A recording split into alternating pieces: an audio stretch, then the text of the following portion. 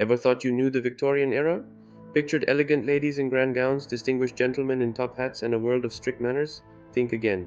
Beneath that polished surface lay a chilling, utterly bizarre world of death rituals that would make most modern folks absolutely squirm.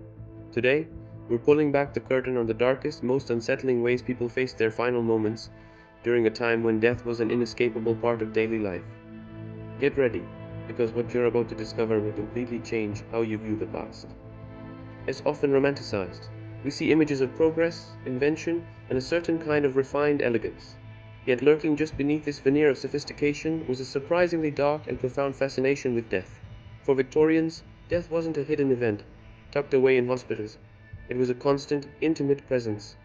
High infant mortality rates, frequent epidemics like cholera and tuberculosis, and a general lack of modern medicine meant that most families experienced profound loss firsthand, often multiple times.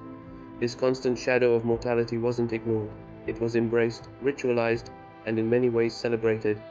This period wasn't just about grieving, it was about transforming grief into an elaborate performance, a macabre art form that shaped every aspect of their lives, from their photos to their jewelry, and even their attempts to speak with the beyond.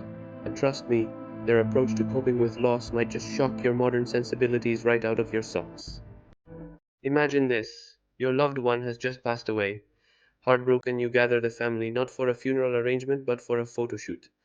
This wasn't a rare occurrence in Victorian times, it was post-mortem photography, one of the most unsettling yet deeply understandable practices of the era. For many families, these photographs were not morbid keepsakes, but precious, irreplaceable treasures. Before affordable cameras became widespread, a professional photograph was a luxury, often reserved for momentous occasions like weddings or death.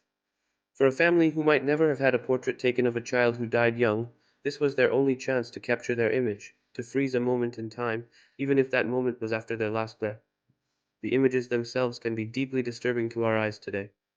The deceased were often dressed in their best clothes, sometimes arranged to look as if they were merely sleeping, but it went further. Photographers skilled in their craft would prop up the bodies in chairs, sometimes using stands to keep them upright, and even paint open eyes onto the eyelids of the deceased to make them appear alive. Mothers would hold their lifeless infants, creating a final, poignant family portrait. These weren't attempts to deceive, but rather a desperate, tangible way to deny the finality of death, to preserve a memory against the relentless march of time. It was an act of profound love and an attempt to cope with an almost unbearable grief. In an age where life was fragile and photography a new wonder, these chilling portraits served as a powerful reminder, a last embrace captured on a silver plate, providing a concrete link to those who had departed. These photographs weren't hidden away, they were often displayed in family albums and on mantelpieces, a constant silent presence of their loved ones, whispering tales of life's fragility and death's pervasive reach. If postmortem photography gives you the shivers, wait until you hear about mourning jewelry. This wasn't just about wearing black, it was about wearing a piece of your loved one, literally. One of the most intimate and to us macabre aesthetics of Victorian mourning involved crafting elaborate jewelry from the hair of the deceased. Yes, you heard that right. Human hair. Locks of hair, carefully clipped from the head of the departed, were meticulously woven, braided, and sculpted into intricate works of art. These delicate strands, once vibrant with life, were transformed into necklaces, bracelets, brooches, rings, and even intricate floral designs encased in lockets. This wasn't a niche hobby for the morbidly inclined, it was a widespread, cherished practice, ranging from simple braided strands under glass to unbelievably complex three-dimensional sculptures. Imagine the patience and skill required to weave hair finer than thread into a miniature landscape or a weeping willow tree. These pieces weren't just adornments, they were deeply personal talismans, providing an intimate, portable memorial. They were a constant physical reminder, a tangible link to the person who was gone. Wearing a piece of your loved one's hair was like carrying a part of them with you, a silent, comforting presence. It was a way to keep them close, to literally touch a piece of their essence, and to publicly and subtly display your enduring loyalty for you. In a time when sentimentality reigned supreme and personal connection was highly valued, hair jewelry became the ultimate physical manifestation of love, loss, and undying remembrance. It was a deeply personal, often beautiful, and undeniably unsettling testament that both creators made the obsession with death. In an era where death was a constant companion, it's no surprise that Victorians yearned for something more, some assurance that their loved ones weren't truly gone forever. This longing birthed an explosive phenomenon, spiritualism and the seance. The mid-19th century saw a massive surge of interest in contacting the dead, turning it into a widespread cultural obsession. Seance parlors popped up everywhere, and mediums claiming to be able to bridge the gap between the living and the dead became celebrities.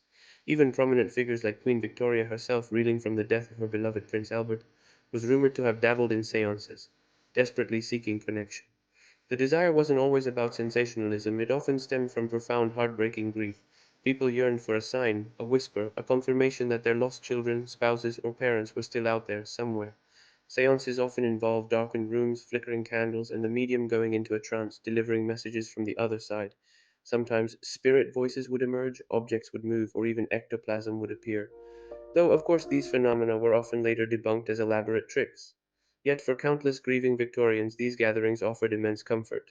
They provided a space for communal mourning, a shared hope in the face of despair, and a powerful illusion of continued connection. Spiritualism wasn't just a quirky fad, it was a desperate search for solace, a deeply emotional quest for meaning and continuity in a world where life was so easily extinguished. It was their way of trying to bridge the chasm between life and death, driven by an unshakable belief that love, indeed, transcended the grave. Remember, you must die. This wasn't just a philosophy, it permeated their art and decor. Skulls and skeletons weren't just for Halloween, they were common motifs in everyday objects, appearing in paintings, jewelry, architectural details, and even household items. Clocks might feature skulls, reminding you that time was ticking away. Graves often featured elaborate sculptures with hourglasses, scythes, or draped urns, all symbolic of life's brevity. This wasn't meant to be terrifying, but rather a constant, quiet reminder to live a virtuous life, to appreciate every moment, and to prepare for the inevitable.